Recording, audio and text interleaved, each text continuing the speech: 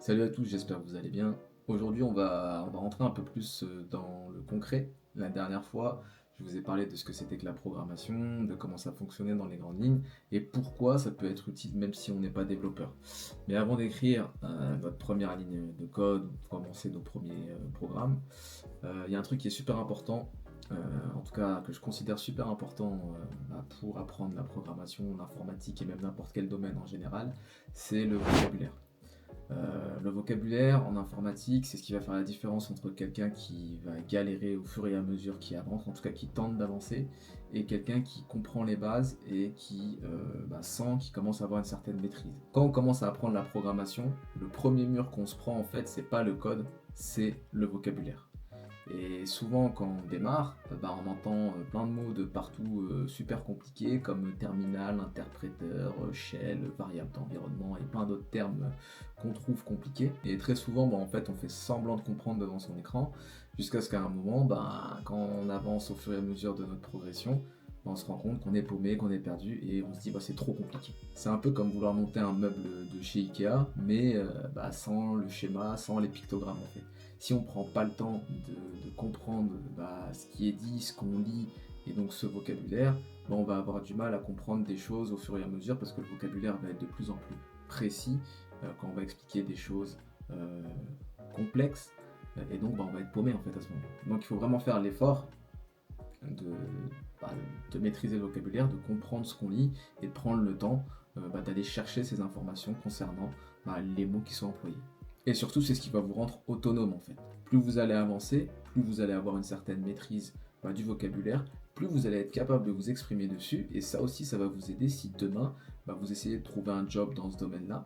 Parce que lorsque vous allez faire un entretien, si vous employez le bon vocabulaire lorsque vous expliquez certains concepts techniques ou des choses que vous avez réalisées, et ça montre tout simplement que vous êtes expert dans ce domaine-là, ou du moins que vous avez des compétences réelles. Maintenant, on va parler des vrais outils, donc pas ceux qu'on installe, je vous parle pas forcément d'installer des outils à proprement parler, mais des outils à exploiter pour maîtriser le vocabulaire et qui va vous permettre en fait d'apprendre au fur et à mesure et à votre propre rythme, parce qu'il y en a parmi vous qui vont aller plus vite que d'autres par rapport à leur background, par rapport à leur capacité d'adaptation devant un ordinateur.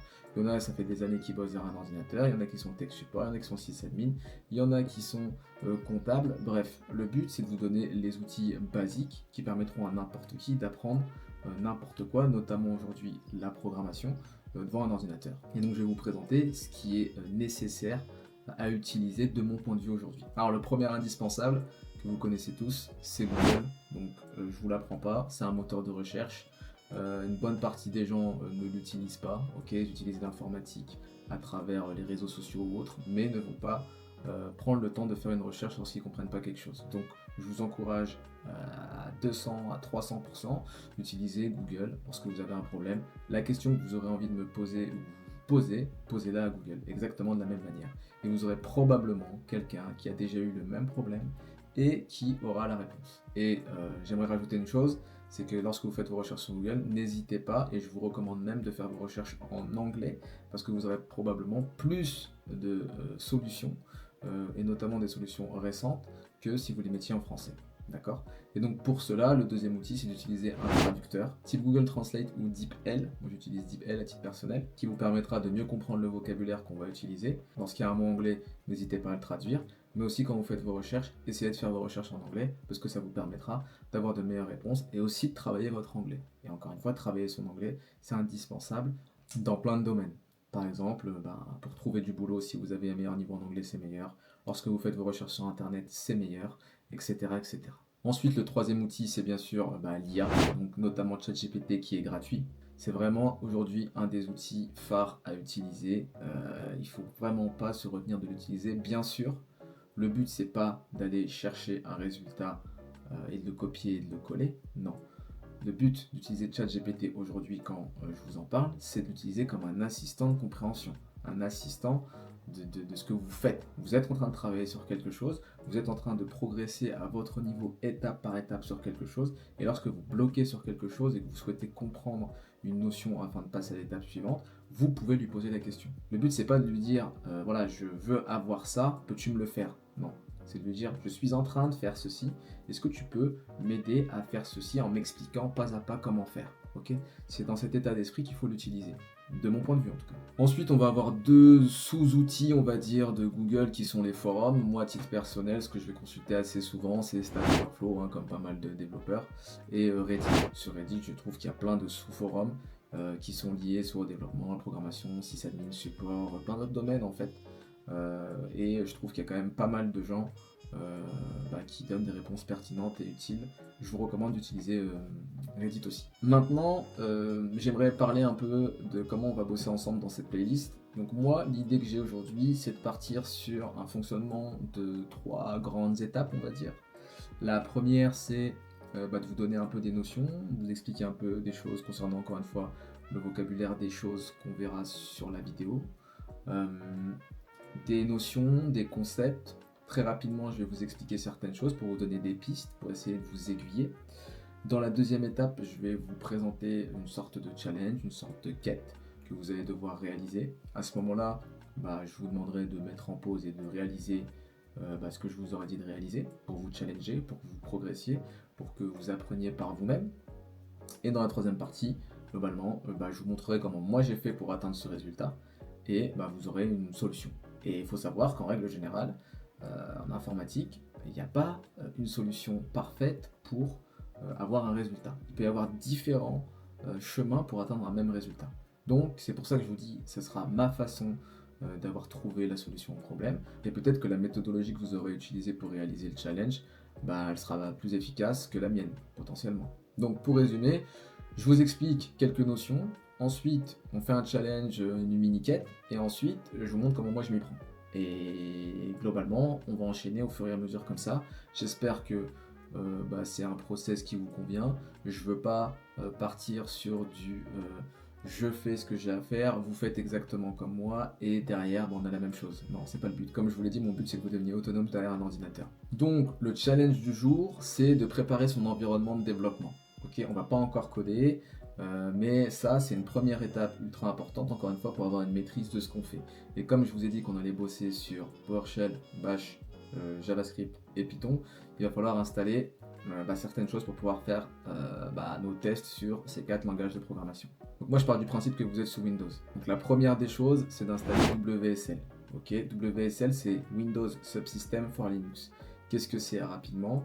C'est sous un environnement Windows la possibilité d'installer une distribution Linux. Donc on va se retrouver avec notre système Windows et on va pouvoir accéder à un système Linux directement dans Windows, tout simplement. Donc je veux que vous installiez ça.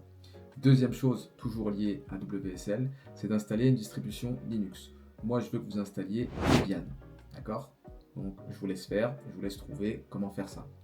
Troisième chose, je veux que vous installiez Python. Par défaut, sous Windows, Python n'est pas installé. Je veux que vous installiez Python, ok? Ensuite, quatrième chose, je veux que vous installiez Node.js, d'accord? Pareil, Node.js, ça va nous permettre de faire du JavaScript côté serveur, côté ordinateur. C'est un peu particulier, on verra ça plus tard. Il y a une certaine différence avec JavaScript qu'on utilise tous les jours sur les navigateurs, mais ça pour le moment c'est pas le sujet. Donc les 4 étapes, c'est installer Windows Subsystem for Linux, 2 installer Debian, 3 installer Python, 4 installer Node.js. Et si vous arrivez à faire ça, je vous encourage à aller explorer un peu tout ça. Donc maintenant, je vous recommande de mettre la vidéo en pause et de faire ce challenge. Et moi, je vais m'occuper tout de suite d'installer tout ça. Ok, allez, on se retrouve tout de suite sur mon écran. Ok, donc je vous ai pas demandé d'installer PowerShell parce que c'est déjà installé par défaut. Donc il suffit de faire démarrer et de taper PowerShell. Pas besoin de rentrer dans le détail là-dessus. On lance PowerShell. Et pour le coup, c'est par ici qu'on va installer Windows Subsystem pour Linux. Donc on va taper WSL-install. Donc là, il est en train de m'installer le nécessaire. On le laisse travailler. Alors apparemment, il installe aussi en même temps Ubuntu. Ok, nous c'est pas ce qu'on veut. On veut installer Debian, on va le faire juste après. Mais on le laisse terminer. Donc on aura aussi le système Ubuntu qui, pour le coup, est basé aussi sur Debian. Donc on va le laisser travailler encore pour installer Ubuntu. Ok. Donc maintenant ce qu'on va faire, c'est que on va passer à l'étape suivante qui est d'installer Debian. Donc ce qu'on va faire, c'est qu'on va faire démarrer, store, rechercher, et ici on va taper Debian. On va aller sur Debian et on va faire obtenir.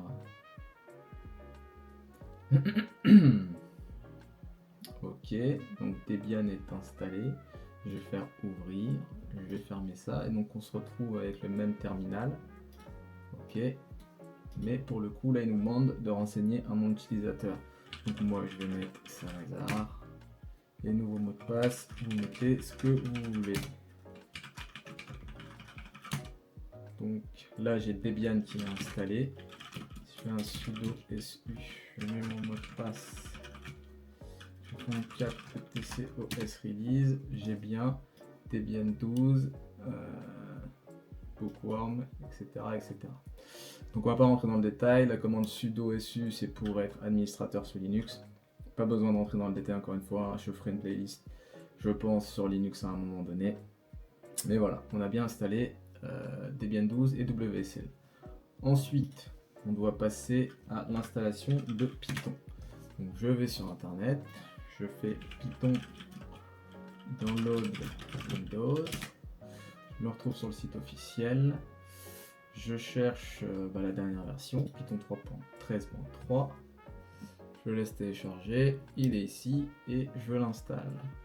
Donc nous ce qu'on veut, on va se casser la tête, on va faire install now, mais avant on va cocher ça à Python to pass. Install now, oui. Le but étant de pouvoir accéder à Python depuis le terminal directement. Donc là je ferme, je rouvre un terminal, je rappelle PowerShell, et ici je vais marquer Python version, et on a bien la version 3.13.3. Si je tape Python, je suis dans l'interpréteur Python. Ok, on va quitter, c'est très bien.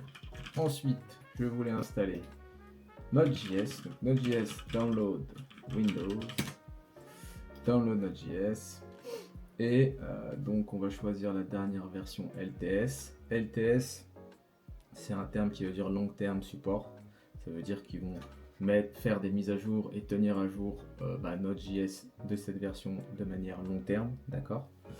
Et on va faire Windows Installer MSI. Donc c'est téléchargé, on clique dessus, on fait suivant, j'accepte, suivant, add to pass, il est fait déjà par défaut, suivant, non, ça on s'en fout, installer, oui, fini, on est bon. Donc si je rouvre un terminal et que je tape maintenant node-v, on a bien la version 22.14.0. Donc voilà. Au niveau du challenge, on a terminé. On a installé nos environnements, que ce soit pour pouvoir utiliser du JavaScript, du Python, et Windows Subsystem for Linux, c'était pour pouvoir utiliser Bash. Alors voilà, si vous êtes arrivé jusque-là, félicitations. Vous avez posé les fondations de votre environnement de développement. On va pouvoir travailler avec ça ensemble. On a installé Linux dans Windows, on a installé Python et Node.js, et vous avez maintenant tout ce qu'il faut pour pratiquer de votre côté. Ok, donc le plus important aujourd'hui c'est de manipuler, d'oser taper des choses et de vous tromper, le but étant de comprendre ce qui se passe. Donc dans la prochaine vidéo on va commencer à taper nos premières commandes dans le terminal, écrire nos premiers scripts très basiques et toujours dans l'idée de comprendre ce qu'on est en train de faire. Et en attendant, si vous êtes bloqué à une étape, n'hésitez pas à le mettre en commentaire, j'essaierai de vous répondre, d'essayer de vous débloquer à ce moment-là. Potentiellement il y aura aussi d'autres personnes qui pourront vous aider. Et si vous avez des questions plus sur votre parcours professionnel, reconversion ou le freelancing, vous pouvez me contacter par Telegram, j'essaie de répondre assez vite. Allez, merci de m'avoir suivi jusque là et à bientôt pour la prochaine vidéo.